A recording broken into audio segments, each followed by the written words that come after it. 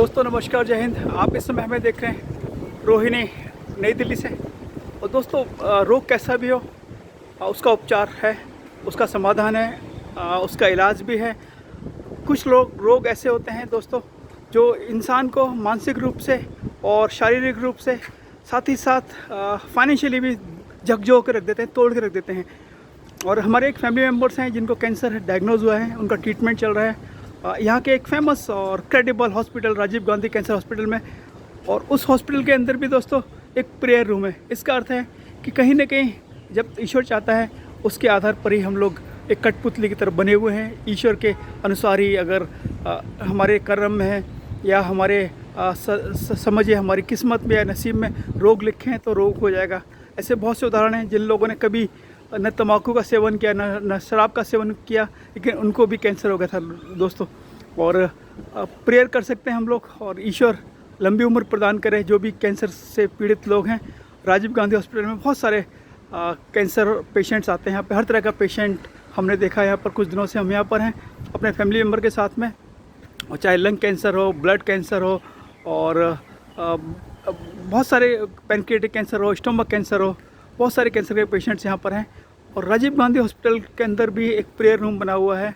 और prayer room का अर्थ है कि हमें सब कुछ ईश्वर के कदमों में अर्पण कर देना चाहिए। जब हम कष्ट से गुजरते हैं तो कहीं ना कहीं ईश्वर ही हमारा सहारा है, ईश्वर ही हमें हमारे दुखों का निवारण करेगा। इस इच्छा के साथ, इस मनोकामना के साथ हमें ईश्वर पर पूरा विश्वास रखना चाहिए।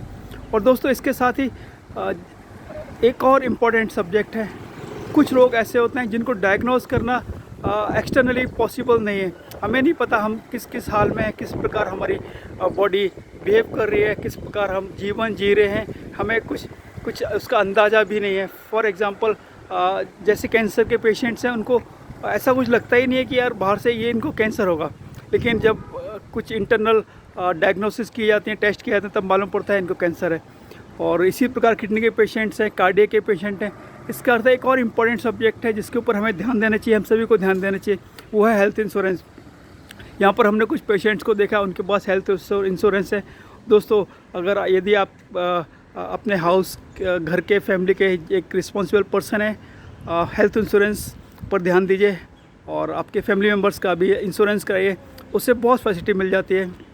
कुछ लोगों को जो मोदी सरकार की योजना है उनका लाभ भी मिल जाता है। MP MLA के माध्यम से भी आपको सपोर्ट प्राप्त कर सकते हैं। लेकिन हेल्थ इंश्योरेंस एक बहुत इंपॉर्टेंट सब्जेक्ट है जो यहाँ पर एक हमने पर्सनली ऑब्ज़र्व किया है। यार अगर छोटे मोटे डिजीज़ हैं जिनका उपचार है सबको 10,000, 20,000, 5,000, उसमें कुछ कोई भी व्यक्ति अफोर्ड कर सकता है। लेकिन जब बात लाखों की आती है, 15 लाख, 20 लाख, 10 लाख, तो बड़ा मुश्किल है।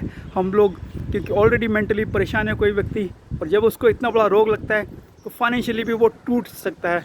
तो हेल्थ इंश्योरेंस पे ध्यान दीजिए दोस्तों, और अपने हेल्थ का ध्यान दीजिए, अपने परिवार का ध्यान दीजिए। साथ ही साथ ईश्वर से मनोकामना है आप सब खुशहाल रहें जीवन में।